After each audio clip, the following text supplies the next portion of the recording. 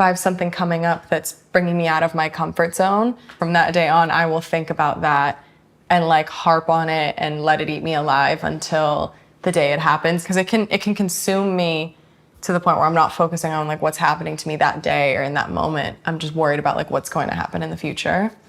So that's really stressful.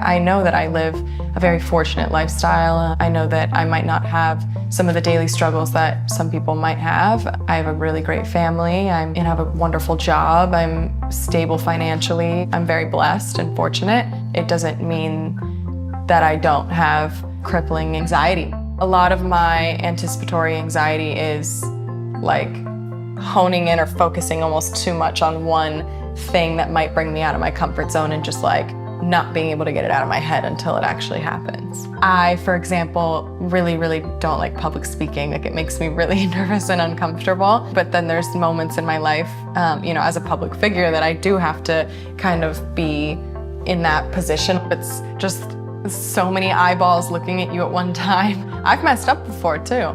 And people still bring it up to this day. Like, it's just so embarrassing. You know what I mean? You're just like, oh my God, like, how could I have messed up that bad? It still is never gonna be like something that I'm super stoked on. It will always make me nervous.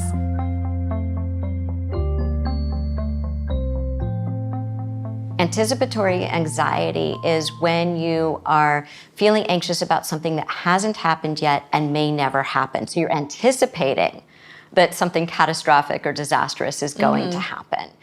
Oh my God, that's me. That's literally me. How does it happen for you? All I think about. I mean, I'm like doomsday. Like I like literally start to think about like the worst possible thing that like could happen or like. The thing about anticipatory anxiety is people feel like it protects me to feel like I know what's going to happen. And eventually something bad will happen because it just does in life. Right. But really what it is, it's kind of a hypervigilance. It's always being worried that the other shoe is going to drop. Right.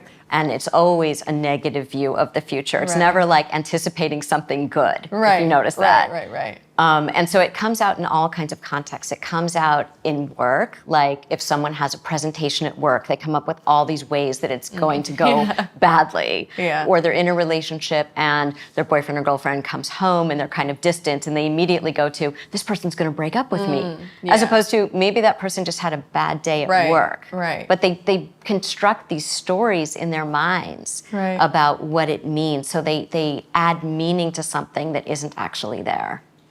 I feel like my version of anticipatory anxiety might not be the worst. It might not be that bad.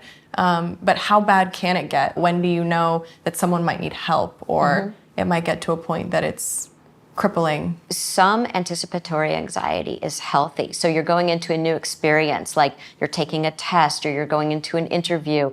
You want to have that adrenaline going. Right. You want to be focused and on your game. But where it starts to be problematic is when it cripples you, when it interferes with your functioning. So some people will say, I can't go to a party because I'm so worried. Afraid or I of can't, this or that, yeah. Yes, or I can't go interview for that job, or I can't go on that date because I get too anxious. So it's really interfering with your day-to-day functioning. When you've experienced anticipatory anxiety, how do you know that you're having it? Do you feel it in your body? What happens for you? For example, I don't like public speaking very much. The moment that I, schedule it and I know it's happening, to the moment it actually happens, like I will think about it constantly and it'll just like eat me alive. Like I won't be able to forget about it. And the day I'm getting ready to go, I just have like so much anxiety. Like it feels like my blood is like boiling and I'm just like I'm like shaking. My mouth is dry. Like it can feel like a panic attack sometimes. Definitely. And then if someone has a panic attack, what happens is they worry they're going to have another. So they end up feeling like, I'm so worried that I'm going to have another panic attack, that they end up having a panic attack about the fact that they might have another panic attack. Right. And that's what's so insidious about anxiety. Right. I think another thing that happens is people are perfectionists. And if you feel like there's no room for error, you're going to feel really anxious about it. That's me. And you think that everyone's going to notice that you made the mistake. Yeah, exactly. Right? So Yeah. no one really notices, but you think everyone's really examining you that way. So a lot of people who are perfectionistic tend to have a lot of anxiety around public appearances. Yeah, I'm a big perfectionist. Yeah. I never want to mess up. I want to do everything perfect. Right. And so I would say to somebody like that in therapy, so what's the worst that can happen if you're up there and you don't do something perfectly? I guess if you mess up enough that people notice, they just make fun of you. That's the worst that can happen. See, I think it shows that you're human. We have some audience questions because I really wanted to bring the audience into this. Sure. How do you prevent letting your mind wander into anticipation anxiety? Staying present. So if you notice that you're in the future or you're in the past, to really ground yourself. And there are a lot of grounding exercises that people can do to stay present. And one of them is called the 5, 4, 3, 2, 1, which is you notice 5 things that you can see right now. Okay. 4 things that you can hear right now. Okay. 3 things that you can feel right now. 2 things that you can, smell right now. Yeah. 1 thing that you can Taste. There you go. You go through the senses. Yeah, exactly. right. Exactly. And it really brings you into the present because you have to really notice. Yeah. All right, next question. Does anxiety cause memory loss issues? I've never heard that question before. Well, that's actually a great question because when we're anxious, we secrete stress hormones. Right. And when you have chronic oversecretion of stress hormones, it can affect your memory and it can affect your brain. Oh my God. Not to make you more anxious. I had no idea. And honestly, I think that makes so much sense. My memory is terrible and my stress levels are so high. That is so interesting. I had no idea.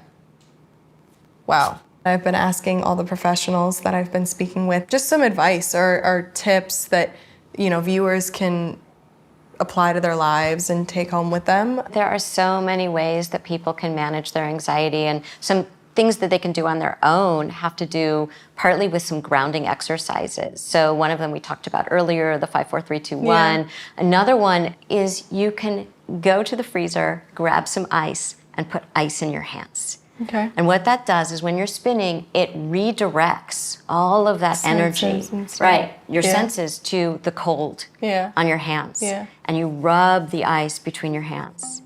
And it takes you right out of where you were because now your whole body is focused on there's something very, very cold Right. in my hands. I love that. Well, thank you so much. My This has been pleasure. awesome. Yeah. I appreciate your advice. I appreciate all the information. I think this is really helpful and I learned stuff today, so that's awesome. I appreciate you. And thank you so much for talking about this because I think that a lot of people can relate to all of the experiences that you have in their own lives. Yeah, well, thank you. There's been so many situations where I've had to kind of face fears or face situations like that and honestly own all that anxiety. You just have to do it to not only grow as a person, but become a better person and, show that you care about a situation. After this whole series, I've really come to the conclusion that I want to be more present, that I just want to actually really, really try to be as present as I possibly can. It's an awesome feeling when you hear a professional talking about something that's so similar to your situation. It's a great way to not feel alone in it all. So I think that's the main thing I'd love for people to take away from it.